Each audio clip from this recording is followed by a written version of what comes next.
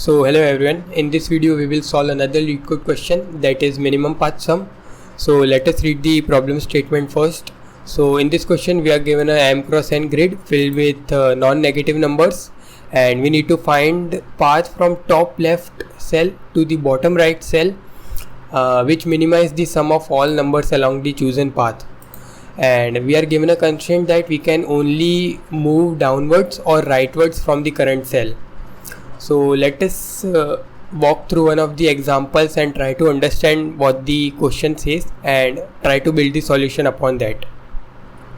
So let us see the first example. So in this example we are given this grid and there are some numbers written on it. So we need to go from top left cell, that is this, to bottom right cell, that is this. And the solution of this example is given with the yellow colored cells. So this is the optimal path which they are choosing, which gives us the minimum sum possible of all the numbers along the path. Given the conditions, we can only either like go down or go right to the current cell. So this is one of the part which this example has given us as the solution. Which is this 3 plus 1 plus 1 plus 1 plus 1, that is equal to 7. But let us see how we can build up upon the solution.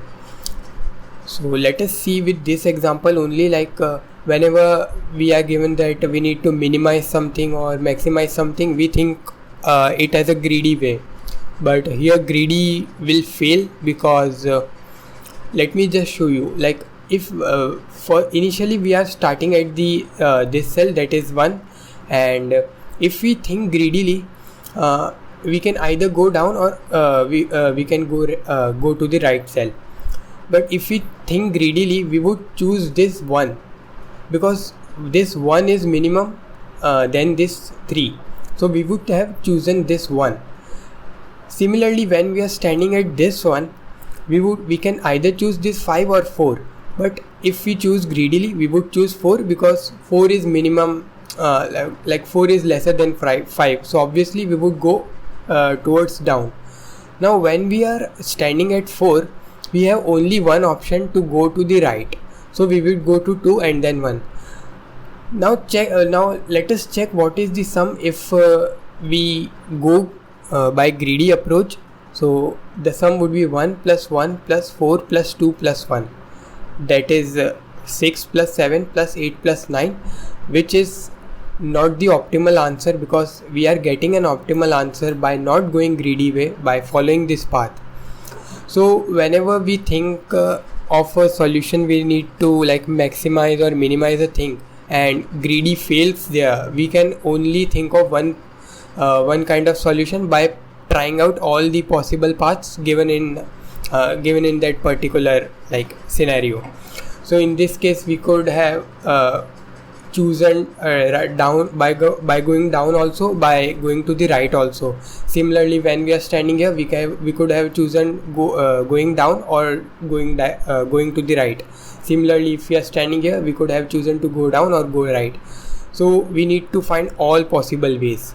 Now is it feasible to actually go through each and every possible case? That we can only judge by seeing the constraints. So looking at the constraints, yes, it is very less constraints, so we can try out all the possibilities. So it's kind of recursion. The same thing is happening at each and every cell. We are either going down or going right. Similarly, if we are standing here, we are choosing to go down or to go right. So it is in repeated fashion. But if we do recursion, it would give us time limit exceeded, because for recursion this test case, this constraint is too large. So we can think of all possible ways. We can see that greedy is not working. We can see we need to find minimum. Also, like we are checking all the possible scenarios, we can write a recursive code for that. But recursion failed because of time complexity. So the only thing left till now is of dynamic programming, by writing the recursive code and then memoize it. So that is the only possible solution that we can think of it as right now. See, so now we will try to write or try to understand the dynamic programming approach. That is the same thing that we do in recursion, just we store the answer at each and every step, so that whenever overlapping sub problem comes, we can utilize those values that we have computed before. That would save us a lot of time. So I will now just write the code, and side by side I'll be explaining you that part.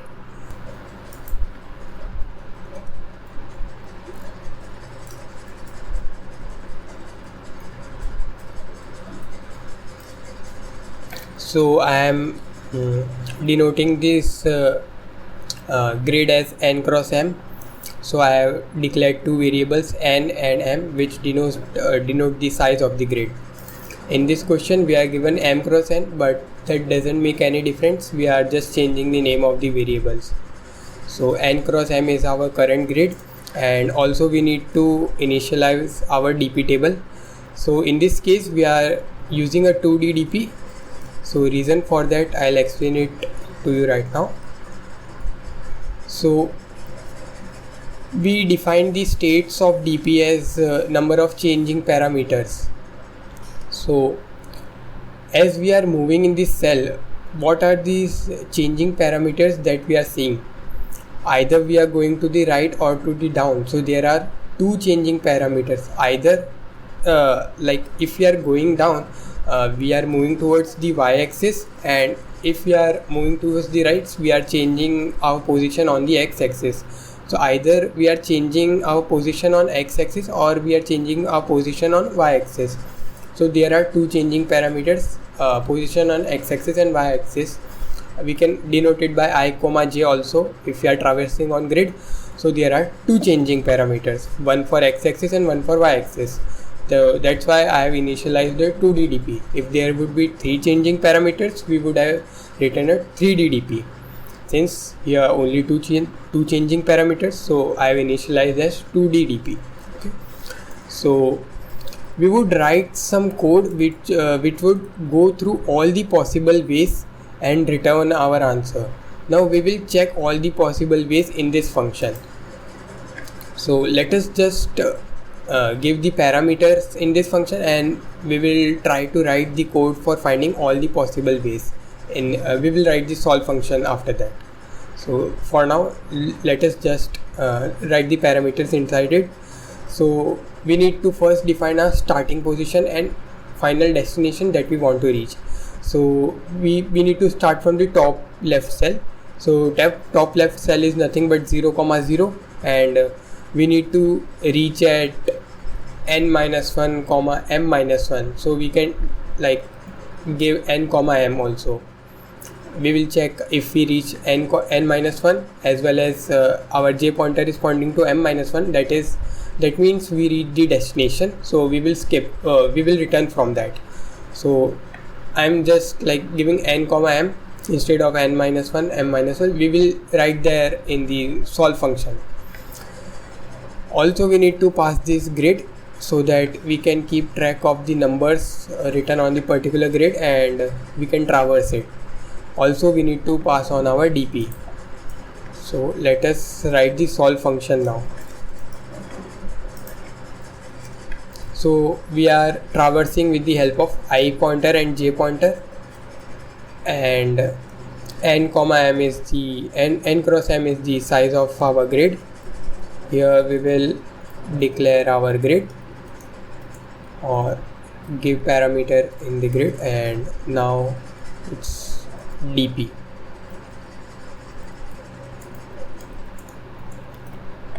So let us check if we have written everything fine. Yes. So what is our base case? First of all, whenever we are writing a recursive solution or a DP solution, what is our base case? Now base case is obviously to reach the destination. So we will stop our recursion whenever we reach the bottom right cell. So what is the bottom right cell? If we reach to n-1 as well as m-1, so that is our bottom right cell. So we will return from there. Now what would we return from there? The value present at that cell, so that we can add it to our final answer. So we will return grade of I comma j from there.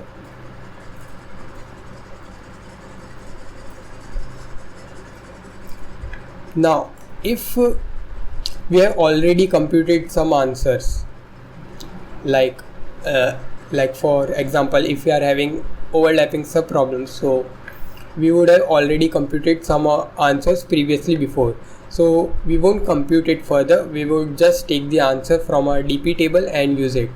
So we will just write the condition for that. If our DP of I comma j is not equal to -1, so we will directly return that answer for that sub problem. Now there are two possible scenarios. We are denoting these two operations as down operation and right operation. We can either go down or go right. So whenever we are going down or going to the right, first we need to add to our answer is the current value of the cell. What is the current value of the cell is grade of I comma j. So we are just writing grade of I comma j, and we are solving it further through recursion. So if we so let us say this is our down part and this is our right part. So we would call the recursion function for solve in both the cases. Now how we can move down? So whenever we are moving down, so what you are saying, we are going down means we are changing the I value, or we are incrementing the I value by 1. So we will increment our I value, j value will remain as it is, n comma n is the size of the grid, so it will remain as it is, grade will be as it is, and dp will be as it is. Whenever we are going to the right, going towards right, our j pointer will be changing. So I will remain as it is, j will be incremented by 1 because we are going towards the right, so j is incremented. So j will be incremented, rest all will remain same. So this is our two possible scenarios. Now we need to choose the minimum from both of these options, which is the minimum possible, or so that would be our optimal path. So we would choose minimum of OP1 comma OP2, and since we are writing the DP code directly, so we will save this current answer to our DP table. But we are missing one more case. If we reach to out of bounds, if our I pointer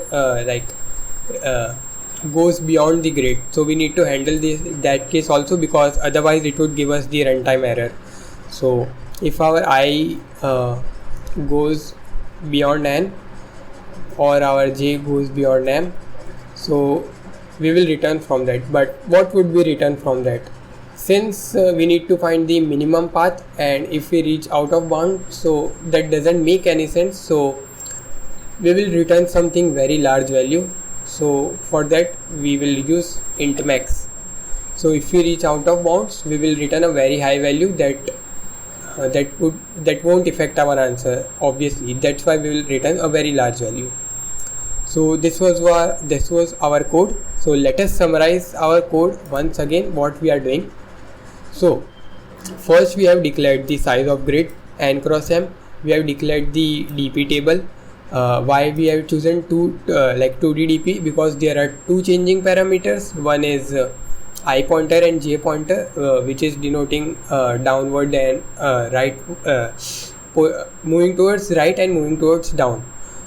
So only I and j pointer will be changing while traversing. So two changing parameters, so 2D DP. Then we are calling this solve function, which will return our answer, the topmost cell, the size of grid, and the DP. So whenever we write a DP or recursive solution, we would first write the base case. So in this case there are two base cases, one for handling the runtime error if we reach out of bounds, that is if our I pointer goes beyond n and our j pointer goes beyond m. So we will return a very high value because that won't affect our answer. And if we reach the final destination, what is the final destination? That is the bottom right cell. What is the bottom right cell? I equal to n minus 1 and j equal to m minus 1. So we will return the value present at the bottom right cell, and we will return our answer from there, and we keep on adding towards our OP1 or OP2, whatever possible. So now we have two possible scenarios. Either we can go down or we can go to the right. If we are moving down, so our I pointer will be incremented by 1. If we are moving towards the right, our J pointer will be incremented by 1. And since we need to have the minimum possible answer, so we will choose minimum answer that we are getting from any of these two, and we will store it in our DP table. And since we don't want to time limit exceed the error, we don't want to get TLE, we are using DP. So it is the necessary condition of DP. If we have already computed something, just return that value, no need to compute again for that. So this is the condition for that. So this is our answer. Let us try to run the code.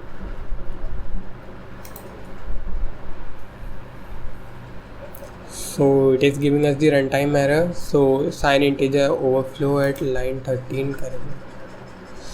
Okay, instead of int max, we could what is the value highest, doesn't make a difference, so we return something very big. So 1E9, let's say.